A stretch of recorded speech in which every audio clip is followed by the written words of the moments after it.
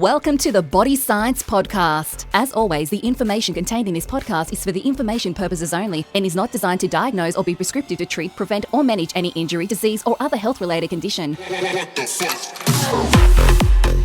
Welcome to Body Science HQ, the world of fit, happy, healthy. And I have got what I'm going to call a legend of sport in here. She's probably not going to agree with me on that just yet because she's got a few things she wants to tick before we move on. But Niall Williams is in the house. How are you? Good, thank you. Thank you for having me. That's a big intro. Well, it's worthy. I mean, before you hit the Titans, and that's where we got introduced through Matt, your manager in that space, you were one of the people, like, I love female sport. I just love the way females haven't tried to play male sport. Females play, here's a bald, white entitled dude talking like this, but I really find that females play the sport the way they want to play it. And I dig that. Like I'm 25 years in sports nutrition, so it's been a long time. For me, it's really refreshing to see what the girls bring to sport. And having had quite a few of the teams who look after a lot of the girls on, it's really nice to hear their approach to footy and sport and community and people and just that passion that you guys bring to community. Like I think there's a lot for the guys to learn in that space and probably get a few little messages on that one. But it's,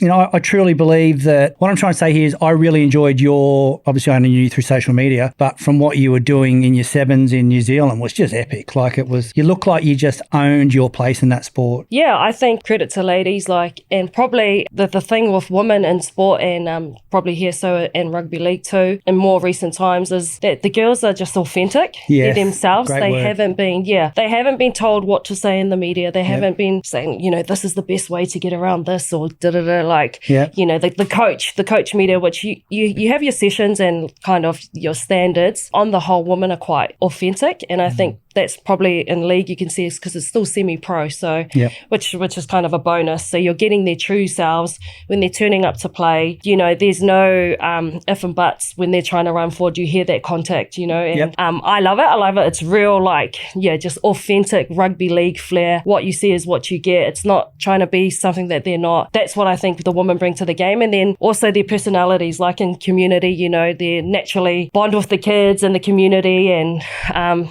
like at the Titans and with the Sevens, Blackfern Sevens, we were massive on the way you build your legacy is the people you have behind you and who support you. They're the biggest supporters, right? And they're the ones who are going to buy your jerseys. They're the ones who are going to buy tickets to your games, but also they're the ones you want to build the relationships with. But it's not just because of that. It's because we want to do that. Yeah. We see the little girls coming to our trainings and we want them to be us. We want them to know there is a pathway. You can be a professional sportswoman if you want to be, and you can do it your way. You can be yourself. You don't have to be anybody else. You can bring who you are, which at my time, I'm 35, a mum of two, and I'm in a semi-pro sport. I've just come off, back nearly a decade in a pro sport life, and we had 19-year-olds straight out of school. We had girls who had been working at shift work and had all of a sudden come to a trial, and now they're in the New Zealand system, and then you have me who's a mum of two. So, and not never once were we told, okay, this is how you have to be now that you're in this team. It was bring yourself, bring your superpowers to this team. And that's why we flourish so much. I love that. Bring your superpowers. How good's that? Yeah. Look, one of the big questions that I get asked when I tell people I'm going to have a chat with you is everybody wants to know the transition from rugby, and especially rugby sevens, to rugby league,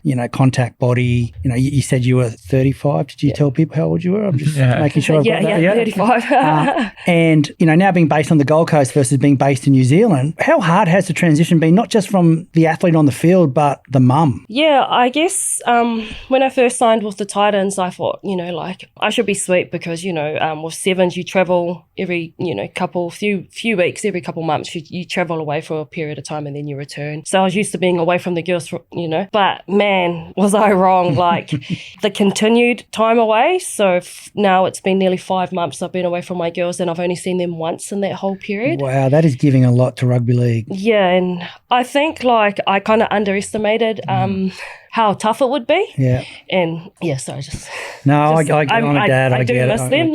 And I miss going home, having them just there, and you get to just automatically switch off from sports and become a mum because you got to be mum. They don't care how your training went. Yeah, exactly. They just care, where's our snack after school, and can you help me with this homework, or can we go to the park and play? And that's what I love, that balance. So being here has been tough, but I will say my husband's come over a few times, which was really really, I needed those moments. And the other cool positive that's come from being here and away from my daughter is that I'm actually now surrounded lots by my family who are based in Australia. Traveling up, so just the last couple of weeks, my twin sister, her husband and 2 kids, and my niece all traveled up from Sydney and spent that time here and watched our last 2 home games. And nice. Being able just to walk from my apartment over to theirs and just sit in the same room as them is something that people underestimate. You don't have to talk, you don't have to go out and have a big dinner or anything. It's just to be in a comfortable place with your people is such a big thing for me. So I have been very lucky. And I was saying earlier on that usually my family who are based in Australia, which is obviously my sister and my brother and my dad, I would only see them once a year when I would play in the Sydney Sevens. Yep. So it's so unreal to me to kind of see them week in, week out, and it's a real special treat and something that I'm grateful that I signed with the Titans because I get to share this part of my journey with them. Yeah. Wow, that's a tough gig. I give you full credit where credit's deserved there. It's very special. So if you break it down, you say that's five months away because you're based here full time in camp with the Titans, and obviously the family's back in New Zealand. So you don't get a chance. That's it. Even a bye weekend, or there's no chance of going back home. Is that how it works? You stay in schedule. Well, there just because of the way the schedule is. There's 10 teams. Sorry, so 9 rounds. Was it 9 teams? 9 teams. Sorry. Yeah. 8 rounds, and there's no bye rounds. Obviously the men's they have 26 rounds, and they've got all the teams. Then they've got the Origin and stuff. So you kind of get those little weekends where you do have a bye round. But for the women, still growing, so it's just week on, week off, and no chance to go home. But the club's been great, and they brought over my family for my debut game. Okay. So they brought over my husband and my kids, and they got to watch me debut. And it was such a special moment. My family come up from Sydney, and so it is tough, and it's a long time, but we make it work. And I think these little sacrifices in life are just for short moments of time and what you get from it in the back end, and hopefully what I provide for my kids and what they see and feel and experience is a lifetime worth, Yeah, that's so nice to hear that. Yeah, thank you for sharing. What age are your kids? So my oldest is 11 and her name's Tatum Lee, and then my youngest is 9 and her name's Rima Ray. Fantastic. So I didn't actually know, but when I had my first daughter and we were at her first birthday, I was like, man, I feel so sick. I didn't think anything of it. And anyway, so we had her first birthday, and then I found out later on that I was actually pregnant with my second daughter. You didn't know at the time. Wow, that's cool. So it was a bit of a surprise. Both of them were surprises, but I wouldn't have my life any other way. So you've obviously had the girls during your career. So I had them during touch when I was because you played for New Zealand touch football as well. Yeah. We haven't even told people your achievement. Let's rip that out. So you played touch for New Zealand. You're an Olympian. You've been to 2 Commonwealth Games. Yeah. You've got bronze medal from the Olympics, was it? I went to the Rio Olympics, the first one. Yeah. 2016 we won silver. And then I've been to 2 World Cups for sevens. And so you've got a World bronze, Cup? and a gold. Yeah. And then 2 Commonwealth Games where I've got a gold and a silver, I think. And then I've been to 2 Open World Cups for touch, New Zealand, and silver at both of them, and 2 Youth World Cups where I got a gold at one of them for touch. That's some serious bling, isn't it? Wow. That is some serious bling. Where's that all sitting? Where's the bling sitting? That's a good guy. I asked a lot of Olympians that because some hide it, some want to touch it. It was actually my mum had all the stuff, and then when she moved to Australia, she kind of gave it all back to me. And I'm not really a person who has everything on display in my lounge room and stuff like that. It was kind of just put away. And then I remember one day just thinking I was doing the back room up, and I was like, you know what, I am proud of these achievements. So my big ones now are in the spare room, kind of up on a shelf that has clothes and stuff in it, but it just sits along top. And it's kind of every now and again, you don't really go in the spare room, but every now and again I'll be I've got to get something in the spare room, and you kind of look and there's this little shot hello, Olympic medals and Commonwealths and things like that. And and I've even got a couple of my brothers, I got his World Cup medal that he won. I think it's 2011 in there that he gave to me, and just so it's kind of cool. And you go over every now and again and you look through them and you're like, oh yeah, I was part of that. And one of my favorite ones is still now is 2005. We won the Youth World Cup touch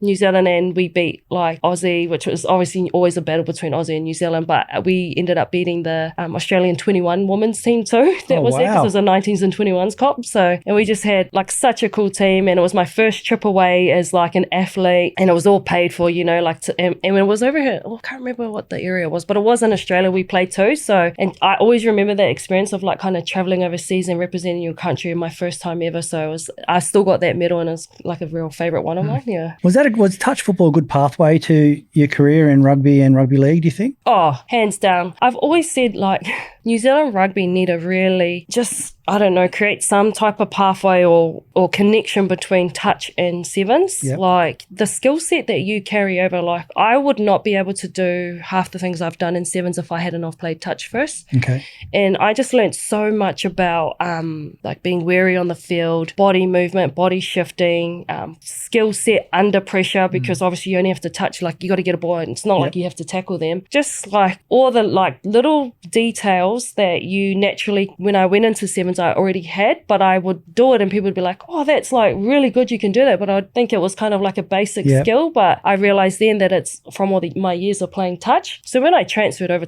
to sevens, my main thing I had to learn was contact. Obviously. Yeah, I was going to ask you that. Like, there's a big was the difference biggest there. thing, yeah. So I kind of was really funny. My coach at the time, Peter Walters, he's like a legend of touch. He was the one who got me into the whole sevens. Like he started yarning to me. He's like, yeah, I really, because he coached me through all my years, and he said, I really think, you know, like you should try give sevens a go. And I just laughed at him, and he goes, no, because you're like the angriest person I know on the touch field, and like really aggressive. I love that. And he goes, I don't really know any other youngers who are like, let me go, like, you know, you want to have a battle. Like when we'd play mixed touch, I'd want to do the move on the guy rather than the girl, you know, like I'd want to come in and I'd really like give them a shove and stuff. So he was like, I think you have the aggression and you can pick up things really good. So like, just give it a crack. And then, so kind of ended up going to an Auckland Sevens training. And I remember the first training, they put us in like a circle, and you had to go in one-on-one and get the other person on their back. And I was just like, whoa, this is another level of you know, like really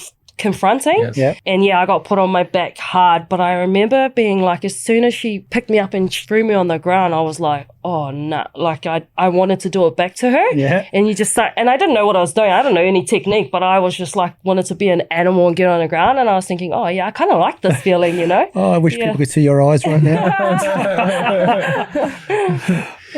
Look, you've got that mongrel, and you need to be a great athlete. You've got to have a little bit of that, especially in a contact sport. You've got to have that internally, whether you show up publicly or not, it's a different thing. So you missed one of the Olympic Games due to a neck injury? Yeah. How did someone as accomplished you and done so much, does that, in that program of rugby, does that break you as an athlete for a while? Or is it like, okay, it's another game, missed it, jog on, we're away next month after that, let's just, because rugby sevens got a different pathway to most sports. There's a lot of international, it's very popular versus a lot of Olympic sports. It was probably one of the toughest times in my whole career, missing out on the Olympics. And I learned a lot about myself, mainly because I realized how much I had been solely focused on one tournament outcome moment that I needed to have in my life, and how much I had put in it 5 years, because, you know, they had the COVID. I had poured everything. You get so tunnel vision, and you have all the tournaments along the way and that, but those are all byproducts of a stepping stone, to get to that one, you know, to the pinnacle, to the Tokyo Olympics, to win gold medal. And for me to have ticked everything off and done so well and all of that, like we were gold, like there was no doubt in my mind that we were going to win gold at that Tokyo Olympics, and I needed to be a part of that because I had worked so long for 5 years for that moment. So like a lot of people don't know, but it was probably about maybe 4 weeks out or 3 weeks out from leaving to our building. Oh, that close. Tokyo. Yeah. We were just having, and it was a normal training session, and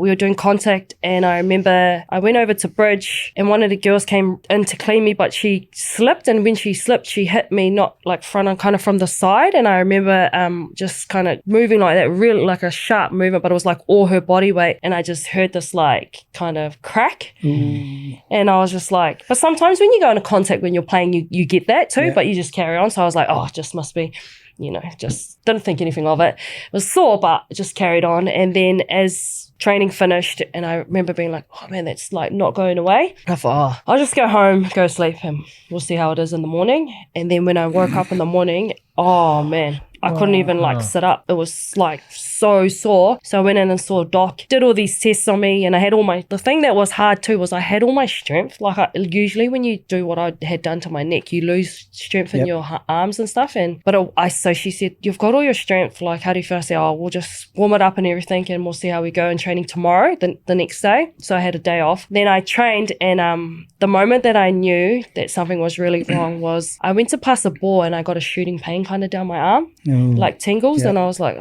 that doesn't sound right, like doesn't feel right. And I still didn't say anything. I was like, that doesn't feel right. But it was when we had to do this drill and I had to go into counteract, and something in me was just like, they go, no, like you got to counteract it. And I said, no, I don't want to. And I've never been one like to shy away from contact. And for myself, like to say, say it out loud was like, no, I don't want to go in there. Yeah. I was like, man, something's wrong. So I went and told Doc, and then she just said, because it was so close, she was like, we'll get you in to get a scan and everything. And I knew it was bad because I just got the scan and I was driving home. I hadn't even got home, and my home was only like 10 minutes away, and Doc started ringing me, and like never good. Yeah, never if good. they're calling you straight away, there's something up. And she pretty much said to me like, no, I'm not going to sugarcoat this, but from the looks of the scan, you've got 2 bulging discs like compressing onto your spinal cord.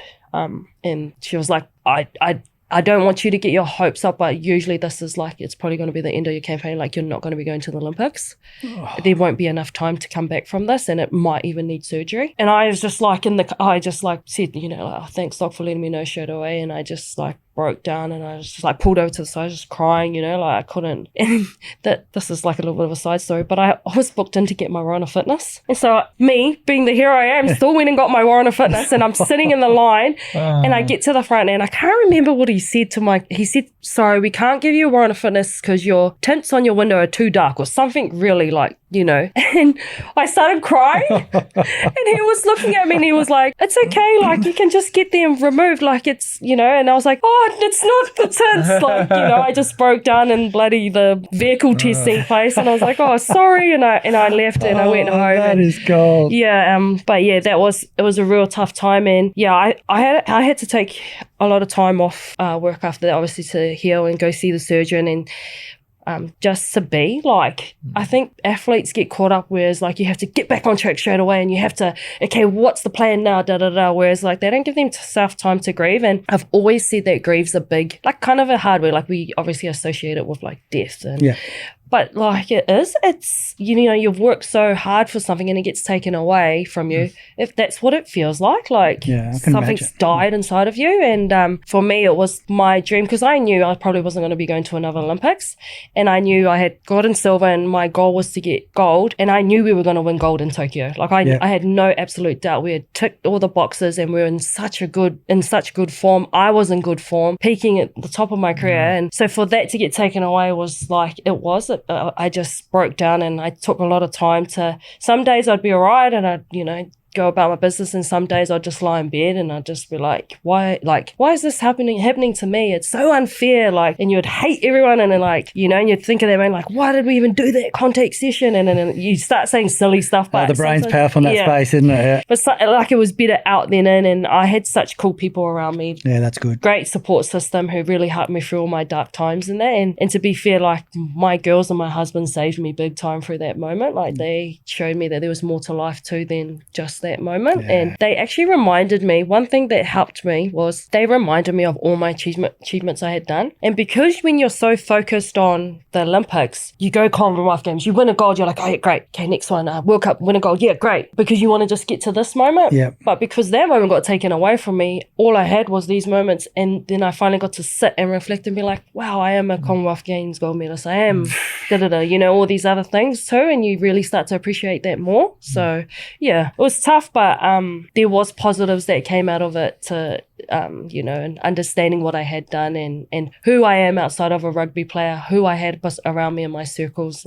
Yeah, awesome. Hi, I'm Tom Green, Olympic champ from Tokyo, and if you want the best tasting protein bars on the market, you should try the new Body Science Mousse range. Greg, you better be testing these. Mate, they're getting drug tested, got you covered. I often wonder then, you obviously still watch the games and supported the team, and you watching from home then with mixed emotions. Yeah, so like, what's the emotions going through your mind when you're watching? it was real tough. They actually FaceTimed the girls in for the jersey presentation, and that was like probably the moment when so being who I am, even when they were doing the build up and they all went to like Aussie went, Fiji went, and they went to that Townsville, I think it was, like a little mini tournament pre-Olympics, and I was like, oh yeah, I'm missing this, but it'll come right, and then I'll go on the plane and I'll play. Still believing for the last like minute. right to that last minute, but it wasn't until really they gave the jerseys out and they had number 4 and it got presented to another girl because that was obviously my number. And I watched her get it, and I was happy for her. Like I would never not want anyone else. Like you took your opportunity, it came in, you know. So that's your spot. But like just personally, it was just like, like that's not real. I'm not getting that Tokyo jersey, and that was really emotional. And then probably the second part was I actually went in studio and done like a live, in studio with a team, and you watch the game and then you get your feedback and all that build in and stuff. And I done it with a team, and so I was in studio, and there's actual like footage, and it's of the moment they get a penalty in the final and they kick it out to win gold, and I just like break down because I'm so happy for them, but then it's like another moment where you realize like, oh, that medal's not going around my neck. Tough. It was real tough, and it was like in studio and you're like crying and stuff, but it's such a real random weird feeling to be so happy for people. Like I was so happy, like yes, we done it, and I know I'm a part of it, and everyone was like, you should get a medal too, and you're a big part of it. And I understand, like I was a massive part, like I know I was and if I wasn't injured I would have been there and on that podium. But I also, from an athlete point of view, I'm like, that's not my medal. Like I didn't play in those 6 games, I didn't travel, I didn't play that overtime versus Fiji in the semi and all that stuff. Like, and people are like, you're being so tough on yourself, but I think that's my mindset as an athlete. Like you do the work and you earn that, whereas I didn't do that part, so that's their medal. Whereas I will fully say I was a part of getting the team to there, but those girls who took the field were the ones who won the medal then. Wow. That's I mean, there's a lot of learnings in that, isn't it? You're a better person now for that. I know that's easy to say from the side, but it's those things that build you as a human. You've been working a lot with the younger girls at Kibra Park too, haven't you, in the rugby league? Like, is that the type of thing you're bringing to that when you talk to these up-and-coming, I love Kibra Park, it's my school, but it's when you're talking to these girls in pathways and playing the sport now, because when I went to Kibra, there was no female football programs or anything. I mean, I'm also really old, so that probably doesn't make sense, but wasn't even considered as a... But is it these stories that you bring to these athletes now? Because you're, 35, you've sort of, in that area where you've driven this pathway to contact sport. So you guys have sort of written the book on how it's done with no play manual, really. Like, is that a great part? Like, do you share those types of stories with those girls and hang on that resilience and that ability to come back? And I think going to Kibra Park was part of the plan. Was to help where I can on field. Like, they've got their coaches in the Girls Sports Academy, and I kind of chime in, and they're like, just add your 5 cents wherever you can, and I don't mind doing that too. And they've just obviously gone from league and moving into sevens now, so I kind of felt like I was like, getting in there and saying a little bit more, but just off-field, me and one of my teammates, Talia Foimaono, we actually run like a Wednesday wellbeing session at their school. And so 1 week we have year 7 and 8, and then 9, 10, and then 11 and 12s. And that's exactly what we do. So one wellbeing session was kind of more about nutrition and fueling the body and what it takes, all those types of things. When you get to school age, you notice skip breakfasts.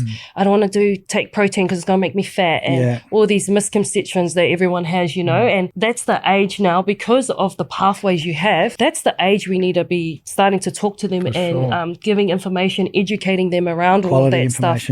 Because it's just getting younger and younger. And like what I mean by that is like when I was playing sevens, as time went on, man, it was the age of the girls that were getting brought into our squad were just getting lower and lower, to where they were actually waiting for them to finish school. Some of them were doing school exams and coming in and doing training camps, but they were still too young to go on the circuit. Wow. And then like straight from school, straight into our program. And it's quite funny because, you watch them come in, and some of them are like the top dogs of their school, and they'll be the captain, they'll be the VIP, got all the trophies, and then they come into the program and you're right at the bottom of the food chain. You're getting like, excuse my language, but effed up on the field, getting left behind, you're at the back of the fitness, and it's like a big wake-up call for them, and first time in the gym, some of them, and just having that education, I think, during school, what Kibra is doing, like they've got a full, amazing gym, like their gym setup is crazy, and they're using products, they're using the body science products, and I see it in the corner, and so us going in, them seeing people who they want to be like, telling them that's the key. Yeah, exactly. Like having role models, having aspirations. Yeah. We all had it when we were young. Exactly. Yeah. So I've always said, to be, you have to see. Like, nice. That's a massive thing for me. So for me in women's sports, you have to see other women or other young girls doing stuff, and then that makes you want to be that. And so that's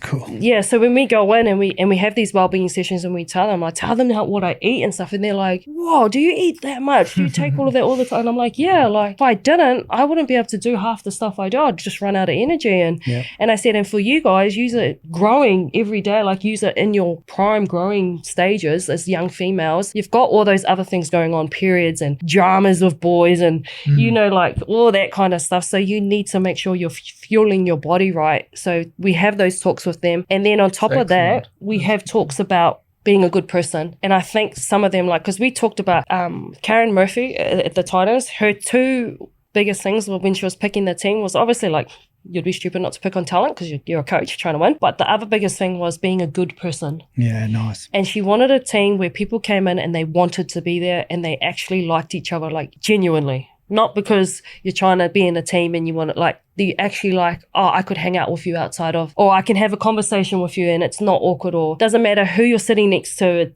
or who you're rooming with, it's okay. So just trying to teach the kids, and probably to be fair, at Kibra, the younger, the more open they were, the older, they're already set in their ways a little bit and too cool for school. And I think when we did the program and running and what it means and what kind of person you want to be, what kind of teammate is important and all that stuff, there was a few like, moments. Yeah. They were like, wow, so I'm not just going to get picked because I'm the best player.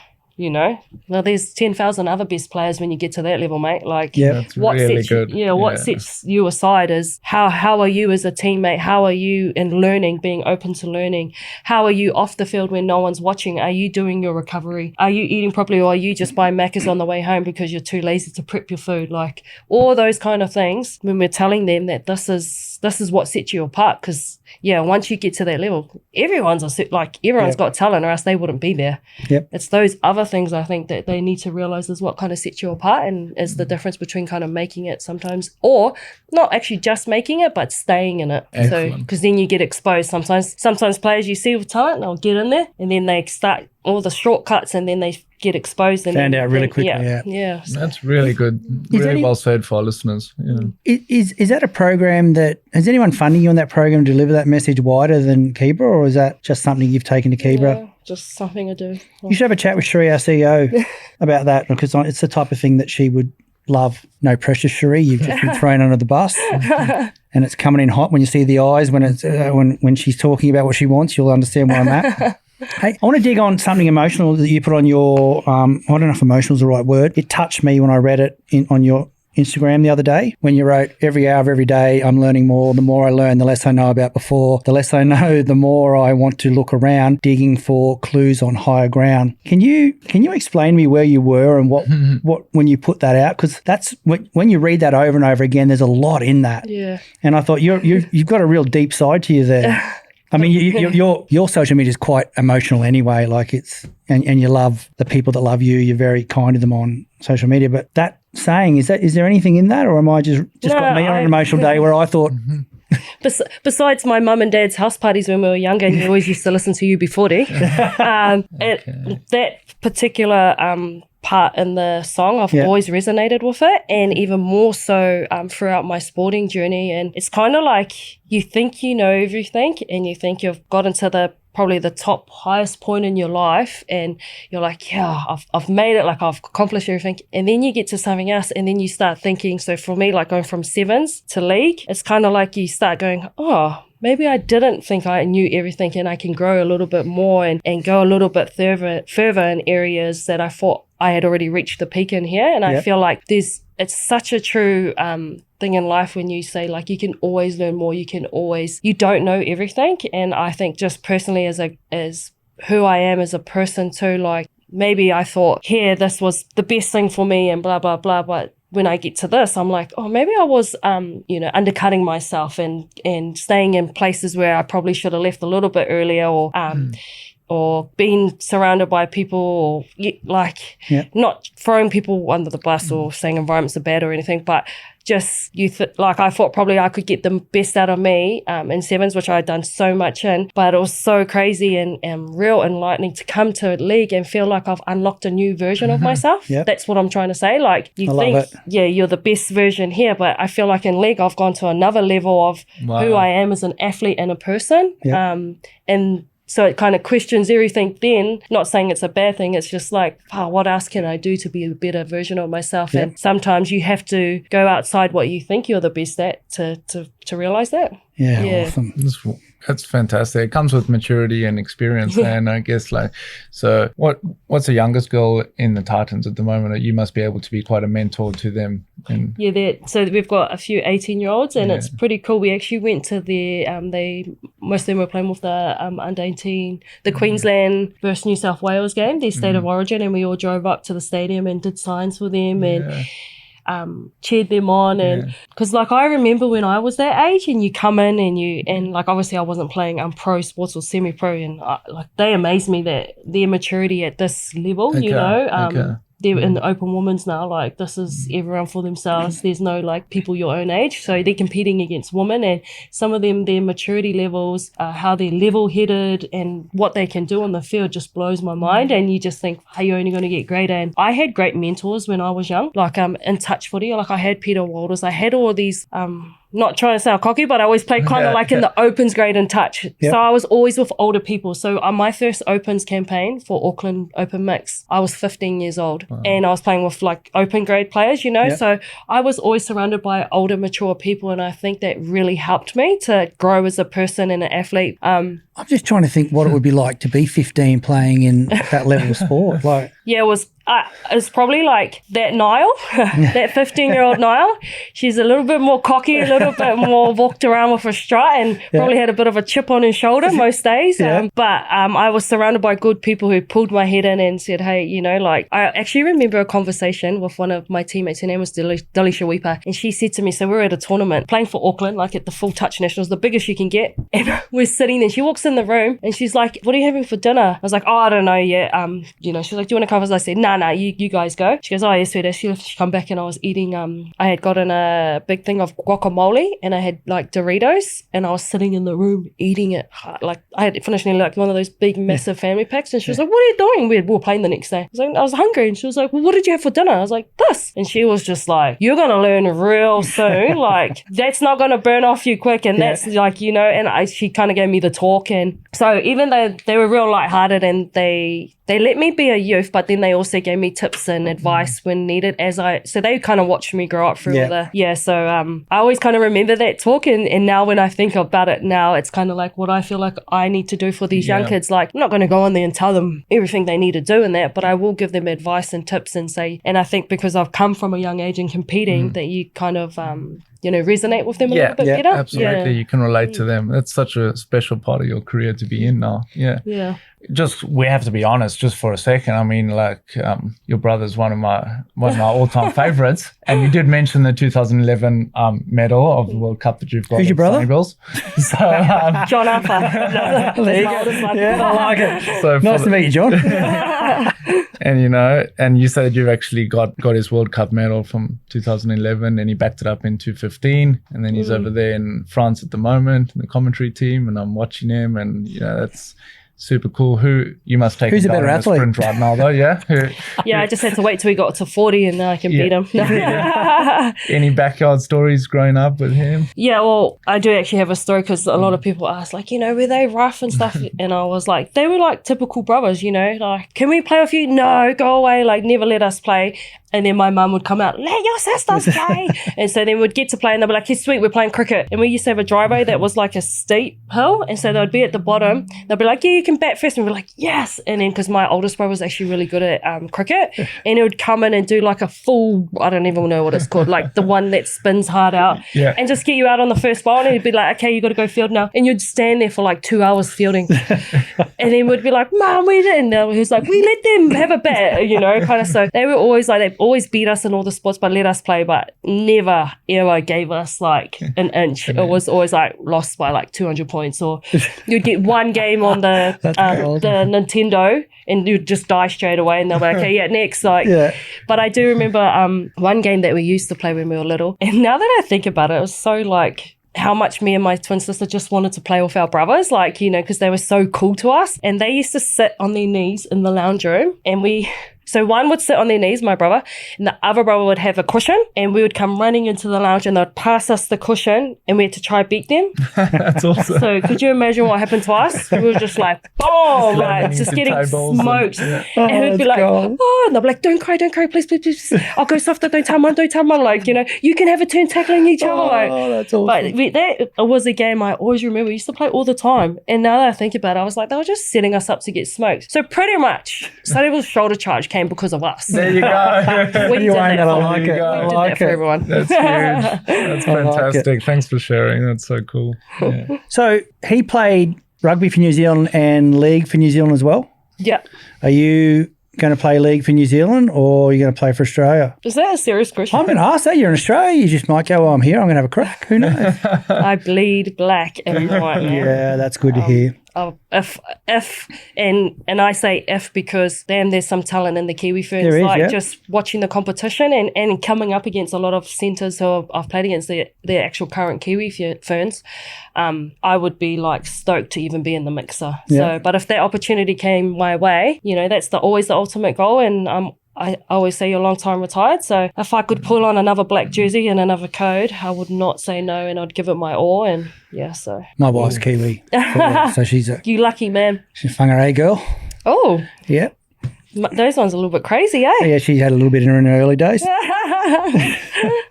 Yeah, so, but she's exactly the same. She just loves New Zealand. Like it's them. I don't know what they put in your food over there for your family, but if somebody can get that diet out to young athletes, I think it's probably worthy of having a look at. That's right. So, NRLW, where's it going? Is there a group of you, use the word older, but you older athletes in the NRLW that are pushing to where it's going to go as a sport in the future? Like obviously your focus now is premierships and doing what you do, but is there a background behind all that where there is input from, I mean, the NRL have no idea about the pathway you athletes went through to become NRLW, like none. Like it's been so male orientated for years, hundreds of years. Is there a group of you that are helping set the future of what NRLW looks like? To be honest, I wouldn't know the exact details of that, Yep. but I can guarantee you there is definitely going to be some ladies around in the background doing work, trying to build it to be the, you know, having those conversations about it being a full-time paid gig, being Yep. full professional. That's the goal, right? Like, Yeah, exactly. that you want Yep. this to be your job. So for us back in the sevens, that like the ladies who came before us and who had to travel in and out, got paid, you know, shit all for tournaments and Yep. stuff like that. Those ladies set the platform and we just carried it on. And the best thing that we can do as current NRLW players is go out there every weekend and put on a show that people want to watch. Yeah. Yep. We want to get people watching, streaming, views through the television. We want people buying tickets. And the way you do that is like what I talked about previously. You get amongst your communities. You use your social platforms to do it. And this is a big one that I think over here we're still so probably in its like infant stage for the NRLW is that social media platform, and how I said to be you want to see. And all the girls in sevens, like we all like we use our platforms for the better for the program to grow it. And I think like we can do so much more in that space here for the NRLW. And it's so refreshing to see ads on TV and have women players, exactly. the NRLW players faces on the ads, Yep. on the billboards, on trucks, anywhere, doing promotional work, going into communities. You want them in there. So then that grows and then people want to see the product. And so, yeah, for now, NRLW players, the best thing they can do is what they're doing with themselves, their platforms, the clubs as well. How much are you exposing your ladies team? And I think at the Titans, they do it really well. Like they're pretty much like amongst most campaigns that go out. You see some of the women being a part of it, which is really cool. But yeah, that's like, you just got to keep growing it. And the more the teams grow, the more the need for you to want to do this and be here. And we want to grow this product bigger. Then it's going to require more training time, more hours, and therefore tick over a time slot where you can't have it as a semi-pro anymore. it has to be pro. People, once the stage comes where they're going to have to pick between a job and that, like, that's when you can start saying, hey, you got to start paying us full time. And you have to have clubs too that are, so obviously it's great to have 9 clubs at the moment, but clubs that are willing to work that schedule out. So, for instance, we train from 4 p.m. onwards, right? So that's our scheduled time for the field use, the gym use, and the men's have throughout the day. If we were to come full-time professional, that has to be shared, that scheduled time, because you're training now in that same time slot. Yep. So there has to be a willingness from the club to be like, yeah, we do want to have the women's full time, and we're prepared to help that by, okay, on a Monday, Tuesday, Wednesday, or whoever's playing which days, they get that kind of prime spot, whatever, during the day, but it's kind of you're in, then you're out, and you know, you have to make it work between both teams. Like, I hope that when they both do become professional, that they're both treated as professional teams, not the women's and the men's team, both professional NRL and NRLW teams, and that's the biggest, and you're giving the same respect to both teams. Yeah, I love that. Yeah. Do you enjoy playing the same day as the guys, like at the stadium, or do you prefer your own roster and your own field, doing your own thing? You know what? A lot of people say, you must love playing after the men's because then you get all their crowd coming in. But I'll tell you right now, on the weekend, like, it wasn't, I think we had maybe just over 2,000. It was one of the coolest games I've been a part of. They were so vocal and so loud. And the thing that really stood out to me was they were all there to watch the women play, you know, because there was only a double header for women. So they were all there to watch us play. And I love that. And for me, like, when you look at if you're talking about stats like the State of Origin game, the last one that was the decider, but it was only the second game, still blows my mind. They had the record-breaking crowd. I can't remember, it was 12,500 maybe, around up in Townsville, and they had massive number of viewings on TV. So for me, like, you do want to share too. Like, it's also cool to, and like, you know, you're playing and your men's team are outside watching, cheering you on too. Like, that's great. But also for women, you should strive to want to have that prime time spot on TV. Like, I don't want to be at a 4:00 game and they get the 8 p.m. So time when all the eyes. Like, let's strive to be the 8 p.m. slot by ourselves and getting all the views on our game, you know, like that's the goal, right? Like to be a product where you can thrive on your own. But at the moment, probably at this stage, like, it is great to have that crowd there as well when they start coming in. I remember when we played Newcastle, by the end of our game, it was quite packed at the stadium, and it was really cool. But also, it was a tough game too. Yeah, that was a tough game. Some big hits in that game. Yeah. All the games have been tough. I feel like after every game, I'm like, where's the ice packs? But yeah, so I think the girls, the game is building nicely. It's got a little while to go, but man, it's already grown so far since I first started watching it to now being a part of it. Yeah. Cool. Is there any vision in place for equal pay in the sport? Like, is there any? Have we set any timelines in the sport to bring the pay parity in, so that is any of that? From what I've heard, like, it was a massive step for them even to have like the cap they have now, and the first steps they've taken is to increase the caps every year, the salary cap. On a scale, obviously, to the men's, it's nowhere near what the men's are getting. I'm pretty sure the lowest men's one would be 6 figures, whereas like the women's one are not 6 figures. The women are still doing their contract plus probably third-party deals and whatnot, or working alongside the club where they're getting a good pay from the club, maybe. I'm assuming, so to build up that extra money to what they feel like they're worth. If I can compare it to Sevens, I think it took nearly 10 years. It probably took to about midway for me there for us to actually get so we're on tier systems, and it took about 5-6 years being in that team for the women to actually be on the same tiers as the men. So obviously you negotiate either side of the tier.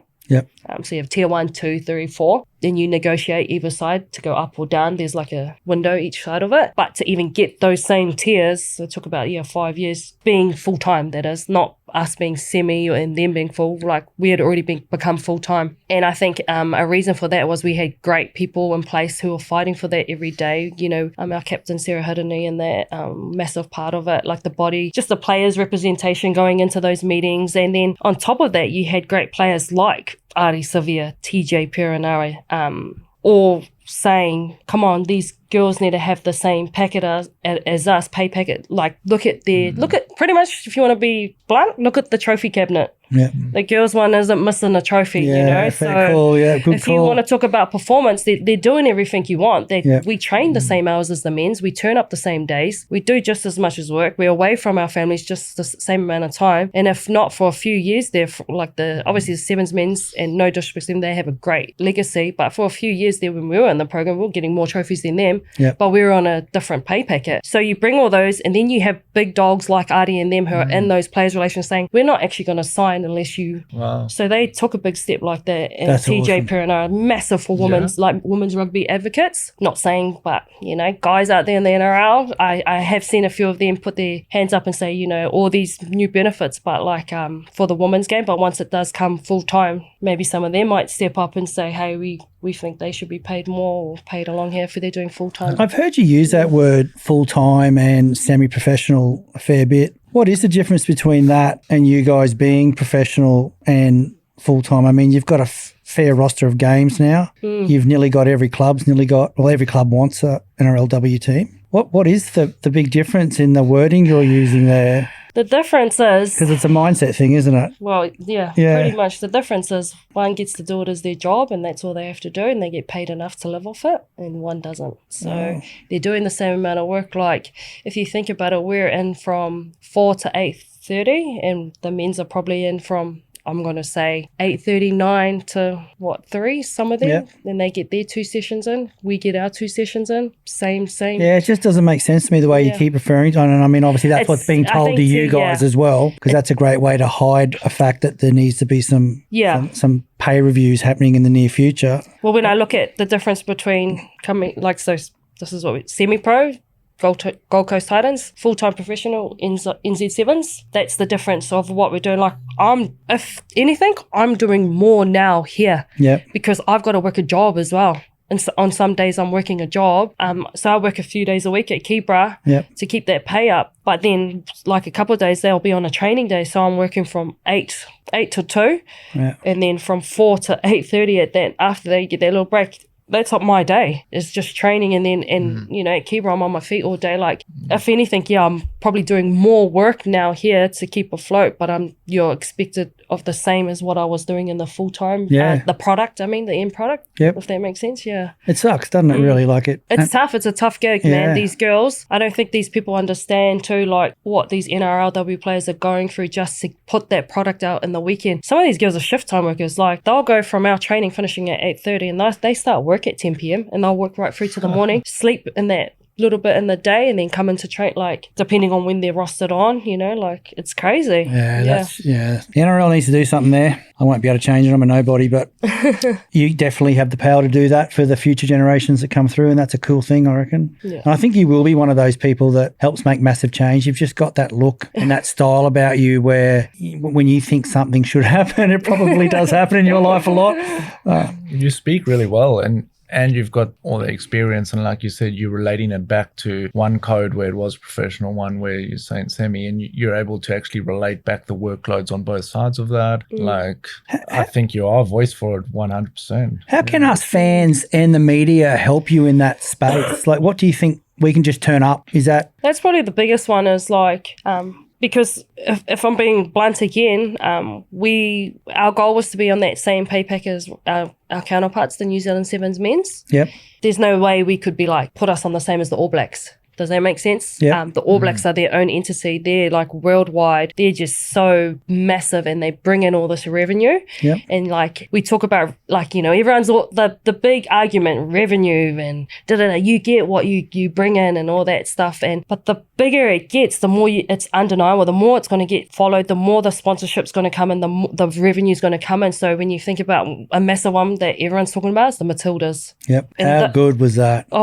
And, you know, I'm not Australian, but when I watched that penalty shootout, like with the girls, and I watched them hanging on the edge of their seats and cheering, and every time a goal, and what it meant to everyone in the room when they won that, you know, and then to see on social media, like, men saying, how can we get tickets to the Matildas? Like, I don't want to watch footy, I want to go watch the Matildas play. And it was just so refreshing to see something that we've known a long time, that women's sport is amazing, and there's talented, skillful women out there who are working their asses off to bring you a great product, but to be recognized and acknowledged from men, you know, like as well as, and some women too, probably don't acknowledge women's sport as much as they should. It was just such a cool feeling and great to see. And I think that's the biggest part is, so we talk about the All Blacks, they bring in their revenue, right? So that's the goal is we were bringing in our revenue, so we worked hard to build our product, our name, you know, our relationships, and that people wanted to be a part of the Black Fern Sevens. Yep. How can we be a part of your team? And that's what we done from the product we delivered on the field, being consistent winners, which helps, being good people, and then being community driven, being our authentic selves. People, can you come speak for us because we love, like, you know, you're not robotic, and just all that kind of stuff helps build your brand and your product. And that's when you start bringing in the seats on the bums, the views, and I think and sooner or later they're going to have to buy into it too, you know. Exactly. Totally agree. Wow. So have you had the shit life on social media have you had a lot of haters having a crack at you, talking to the Levi girls last week? Thank you. Yeah. They copped a lot of body shaming comments because, I mean, I love those girls. They're so athletic. And to me, they just represent that new breed coming through.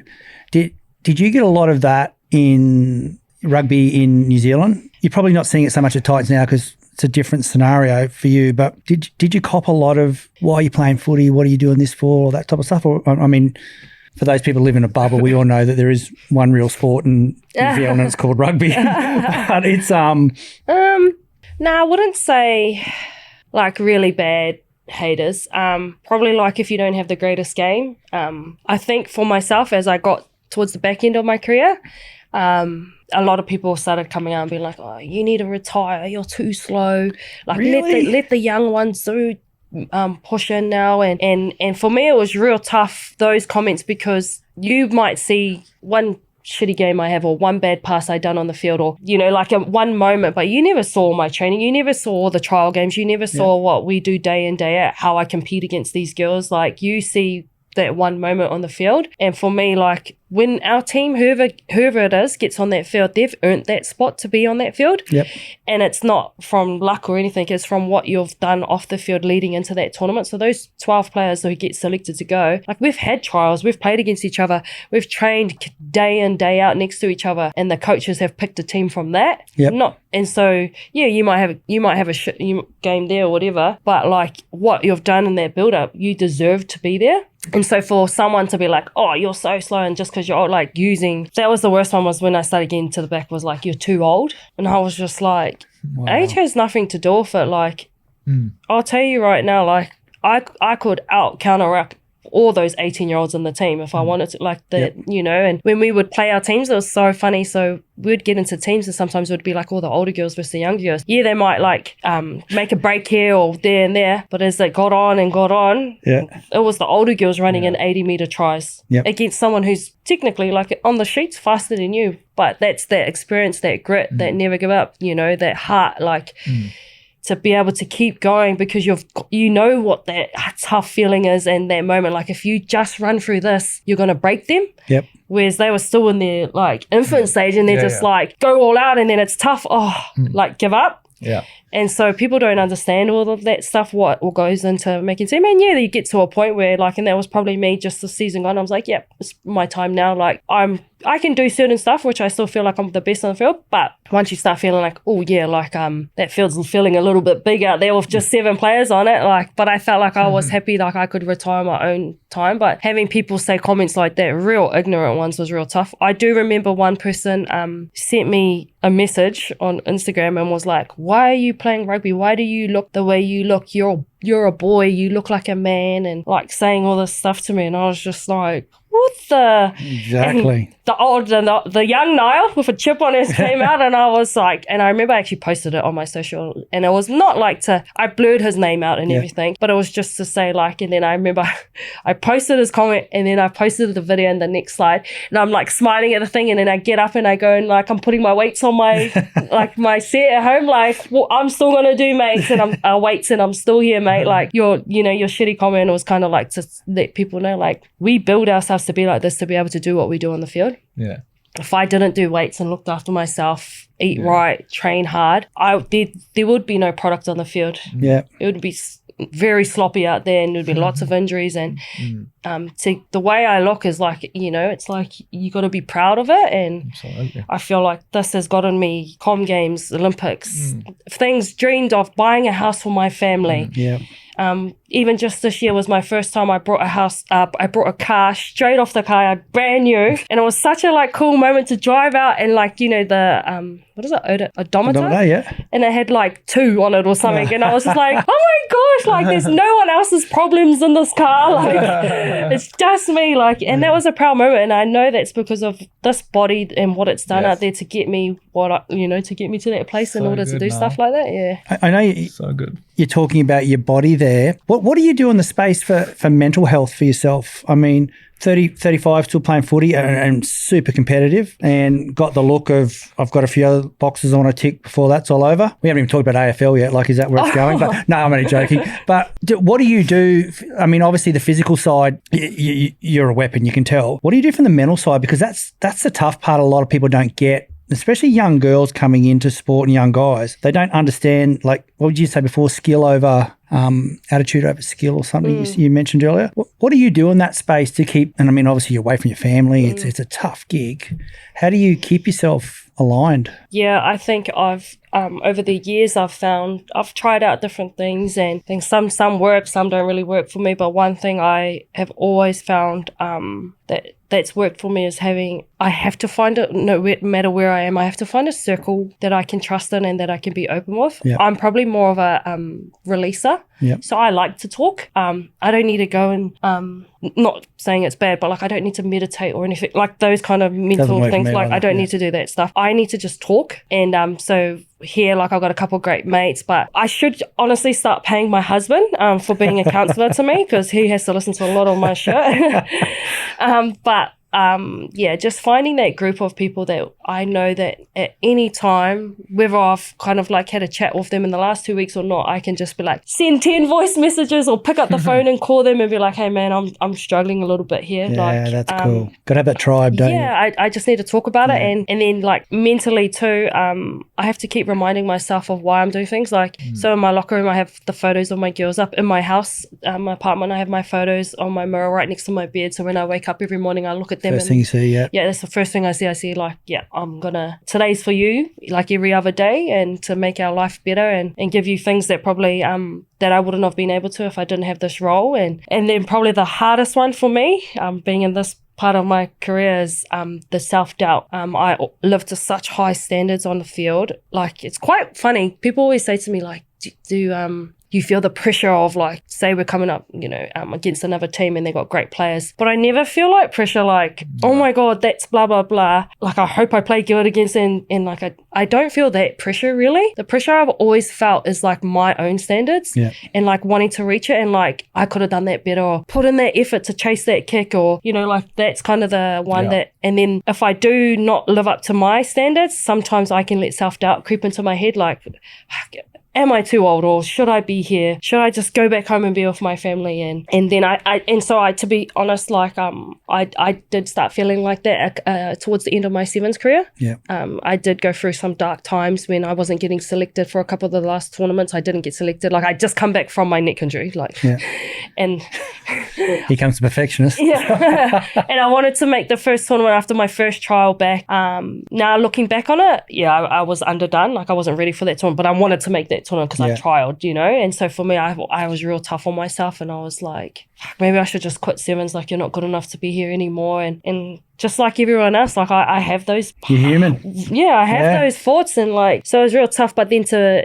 talk to people like my husband and stuff, and he would be like, like, you actually didn't play that bad. He goes, you can see that you're just a little bit off the mark, and he goes, but that all come with training and getting your game fitness back. He's like, that's your first game in like 5 months after, 6 months, whatever it was. No, actually it was a year. Sorry, after getting my a year after your neck. Yeah. Wow. So I remember it was April that next year when I first got back. But that's me, like, so it's. This person and this thought sometimes can get the better of me. Yeah, I love it. It's a good takeaway from that for individuals to know what's their best way of being able to release or to Yeah. stay calm or to get over losses or anxiousness, like you mentioned. For you, you know your body, for yourself, it's you like to release through words and Yeah. verbalize and Yeah. have people that you can talk to. For others, so it's about being calm in a corner, Yeah. going for a walk on the beach. Or so it's good. Like everyone can take away a message from that, getting to know your body and what works best for yourself. Yes, that's so true. And I feel like there's a lot of players out there and men players too. I reckon a lot of men players, like male athletes, are the same as me, where they would probably want to release, like they need to talk, but because in those circles still, which is so tough to see sometimes, that like even I've talked to rugby players back home and I said, they were like, oh, he's like, I really like how you said you guys have called a sisters chat. Like we have in Blackfern Sevens, and you sit around and you can just open the floor and talk about whatever you want, and everyone just chats, like yarns. And he's like, and I go, don't you talk to like your team? Like you just have a chat? And he's like, well, nah, like I would never say that stuff, how I'm really feeling in front of the boys. Yeah. And just to hear that, I was like so heartbroken for him, because I was thinking, man, how much stuff do you have inside you that you just want to chat and talk about? Like, so It's a big male topic, that one. Yeah. finding someone that you can talk, and if it is verbal, I feel like a lot of people are verbal. They just need to get, like sometimes they don't even need an answer. They don't need you to fix their world. They just need to get it off their chest don't and fix out it, of their listen. system. Yeah. Some good listeners around you. Yeah. Yeah. Wow. Okay, what's life after rugby? Oh, League. Rugby league. definitely want to get into that youth space. I always get told, like a lot of people are like, you should go on TV and do the talking and all. But I don't know, like it's just never really not resonated. Like, God, that's probably something if I was going to be nervous, it'd be like that type of stuff. I wouldn't mind being like on panels and stuff, like yarning. Yeah, Like, exactly. I love having a good Yeah. yarn. I wouldn't want to be like, hello, like, you know, like that's Are you probably not listening, what Matt? But I definitely want to get in youth space and youth programs. I feel like too, In sport or just youth program? or like youth, helping with pathways into sport, and like, you know what we just talked about before. I even talked with like New Zealand Rugby, and I said like there's a massive gap from when girls come into the Sevens program to when they're ready to perform, and a lot of it has to do with them coming in, and there's this period, and I call it like just the happy to be there. Just grateful to be here, get my bag of free gears, and I'm not Honeymoon. I'm not trying to fight Niall Williams for her spot, Portia Woodman for her spot, you know. I'll just do what I have to do here. Whereas like the faster we can cut down that period where they get into the mindset is like, I'm coming here to take your spot, Portia Woodman. The better it is for them, and the better it is for Portia Woodman, because then she has to fight for her spot, you know, like not that she doesn't fight for it every day, but I've always felt like there's this massive gap, and it's all the learnings offer, the mental stuff, the physical stuff. I feel like, I don't know, there's something like a person or someone or something that can be in that space to help those girls be better faster, rather than waiting 3 years and being like, whoa, you are playing amazing. Like, where was this person 3 years ago? And then them saying, oh, it's just because I finally got the confidence to go out there and challenge. So the faster we can get there, it'll be better for every team, you know, like that little space. Better for all sports. I mean, that's a good one. But that's what I always find when people first come into programs, is like, you kind of don't want to step on toes. You just float around in the background. You get one every now and again who's like, obviously going to be like, I'm there to, but majority will sit in that little comfortable box first. Yeah, nice. Well, so if somebody wants to reach out to you, obviously Matty Rogers' management team is looking after you here in Australia. Craig Clifton's probably. Craig's the one to call. Yeah. If they want to, do you answer DMs or do you talk to people on social or? I like to try to interact with like I was going to say fans, like fans, with the people on socials. Like I like to respond to comments and stuff like that too. I feel like some of them are honestly, when strangers like put such nice messages, I'm like, you don't even know me like properly, but it's so cute, like really nice. Oh, you definitely have something about you when you got the jersey on and you're in even training shots. You look at the girls behind you and you on the front, you can see there's something special about you as an athlete. And I think people resonate with that. You know, I know I have personally. So what's your Insta account? Niall Williams _13, I think. Yeah. I always want, it's You know why I had 13 is because my oldest brother, John Arthur, so when he played league, he was a mad league player. Like everyone thought he was going to make the NRL too. Yeah. He used to play 13, and then Sonny obviously ended up playing 13 too. Yeah. And my dad played 13, so that's why I always loved number 13. And when I went to the sevens, they were like, "Oh, you get to pick your number." And I was like, oh, cool. And I was like, can I have 13? And everyone's like, oh, you don't want 13. You're not in the team if you're 13, because it was like 1 to 12. And then I was so gutted. But then I ended up getting 4, which was kind of like the player had just left. So that one became available. Yep. And because in our team, you kind of keep, in sevens, you kind of keep your number. And then all of a sudden, when I'm about to leave, they're like, everyone can pick their own number. And so, but then one of the other girls who'd come through picked 13. So I was like, so gutted. The 4 works because that's 1 plus 3. Yes, we'll go with that. There you go. Hey. Yeah. Well, thanks for coming on board. Thanks for what you're doing for sport. It's so cool to have you over here giving us some of your time as well in Australian sport. Yeah, get on board, check out your Instagram account, and here's to you guys taking a premiership this year. Like you're on the journey, aren't you? I can see a ring on my finger. I know. Come on, man. Wow, after that, it's got to be AFL or cricket or something. What's next after that? Because you've got everything then. Maybe be mum full time. Hey, not sure. Maybe I'll go into coaching them. Nah. Yeah, there you go. You heard it here. Thanks for coming on board. You're an absolute legend, and glad you're part of our Body Science family. It's awesome. Yeah, thanks for having me. No worries.